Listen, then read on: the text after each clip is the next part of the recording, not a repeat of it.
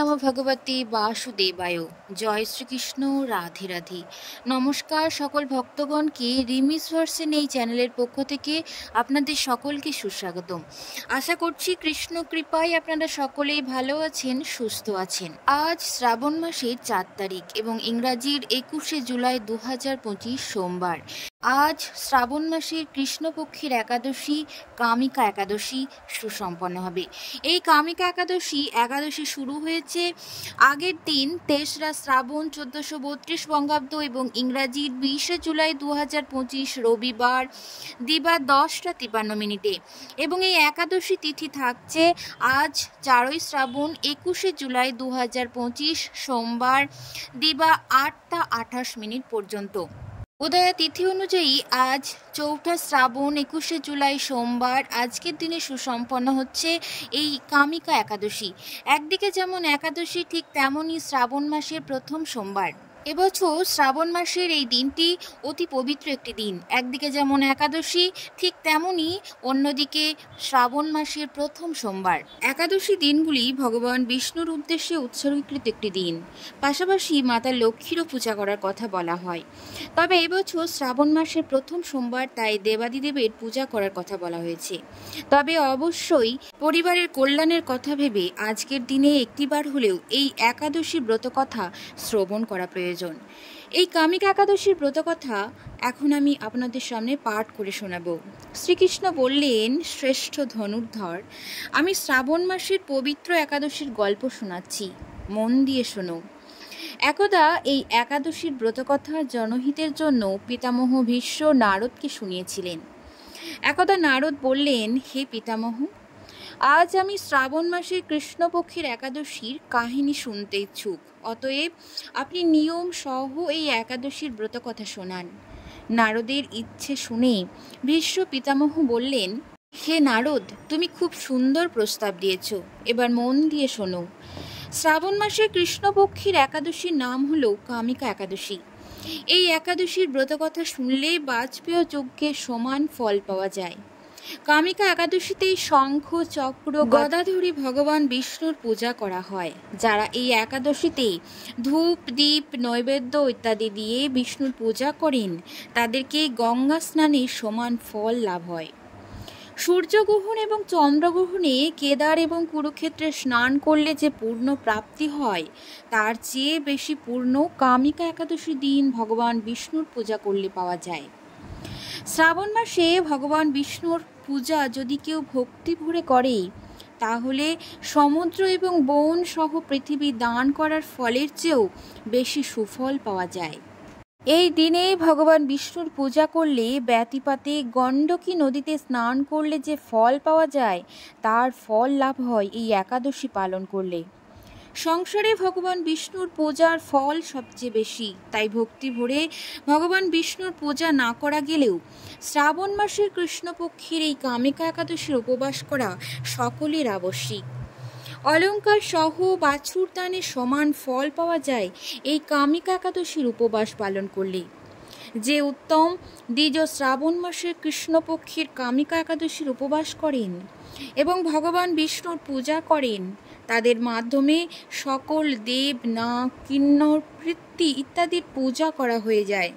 তাই পাপকে ভয় পান যারা, তাদের নির্দিষ্ট নিয়ম মেনে এই কামিকা একাদশীর উপবাস থেকে ভগবান বিষ্ণুর পূজা করা উচিত। সংসার সাগর এবং পাপে জর্জরিত ব্যক্তি মুক্তির জন্য এই কামিকা একাদশীর ব্রত পালন করা তাদের আবশ্যিক। এই কামিকা একাদশীর উপবাসের ফলে পাপ নষ্ট হয়। পাপ নষ্ট করায় এর চেয়ে অধিক কোনো উপায় সংসারে নেই। হে নারদ, ঈশ্বর নিজে তার মুখ থেকে বলেছেন যে মানুষ আধ্যাত্মবিদ্যার মাধ্যমে যে ফল পায় তার চেয়ে বেশি ফল কামিকা একাদশীর উপবাস করলে লাভ সম্ভব। এই উপবাসের প্রভাবে ব্যক্তিকে না তো যমরাজের দর্শন করতে হয় না নরক যাতনা ভোগ করতে হয়। এমন ব্যক্তি স্বর্গের অধিকারী হয়ে থাকে। যে ব্যক্তি এই তিথিতে তুলসী দল দিয়ে ভক্তি ভরে ভগবান বিষ্ণুর পূজা করেন তারা এই সংসারে থাকা সত্ত্বেও এমনভাবে পৃথক হয়ে যান যেমন পদ্ম জলে থাকা সত্ত্বেও জল থেকে আলাদা থাকে, ঠিক তেমনই। যে ব্যক্তি নারায়ণে তুলসী দল দিয়ে পূজা করে তাদের সকল পাপ নষ্ট হয়। হে নারদ, আমি ঈশ্বরের অত্যন্ত প্রিয় শ্রী তুলসীকে প্রণাম করছি। মাতা তুলসীর দর্শন করেই মানুষের সকল পাপ নষ্ট হয়। শরীরে স্পর্শ করলে মানুষ পবিত্র হয়। তুলসী জলে স্নান করলে ব্যক্তি সমস্ত ধরনের যম যাতনা থেকে মুক্তি পায়। যে ব্যক্তি ভক্তি ভরে তুলসী দল প্রভু শ্রীচরণে অর্পণ করে সে মুক্তি পায়। এই কামিকা একাদশী রাত্রে যে মানুষ জাগরণ এবং দীপদান করে তাদের পুণ্যের হিসাব রাখতে অক্ষত স্বয়ং চিত্রগুপ্ত। এই একাদশী দিন যে ব্যক্তি ভগবানের সামনে প্রদীপ জ্বালায় তাদের পিতৃপুরুষ স্বর্গলোকে অমৃত পান করে। শ্রীহরির সামনে যে ব্যক্তি ঘি বা তেলের প্রদীপ জ্বালায় তারা সূর্যলোকে প্রতি 1000 দীপের প্রকাশ পায়। এরপর এই কামিকা একাদশীর ব্রতকথা শোনালেন ভীষ্ম। একদা একটি গ্রামে একটি বীর ক্ষত্রিয় থাকতেন। একদিন কোনো কারণে এক ব্রাহ্মণের সঙ্গে তার বচসা বাঁধে, যা ক্রমশ মারামারিতে উপনীত হয়, যার ফলে ব্রাহ্মণের মৃত্যু হয়।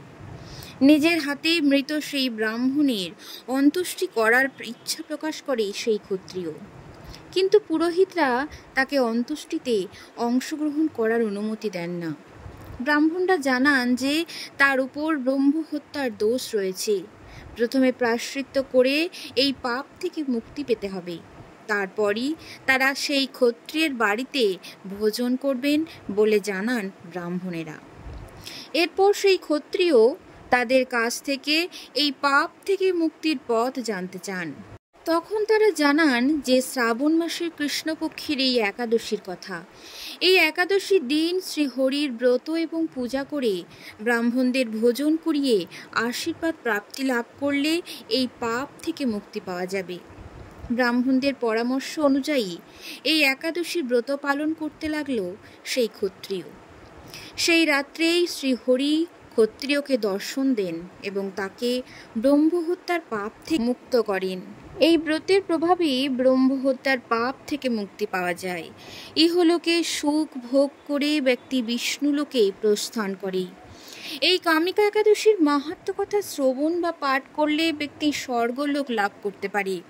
যে ব্যক্তি এই একাদশীর ব্রত রাখেন তাদের জীবনে সমস্ত অভাব সমাপ্ত হয়। এর প্রভাবে সুখ, সৌভাগ্য, সম্পত্তি, ভূমি, রত্ন, আভূষণ লাভ করা যায়।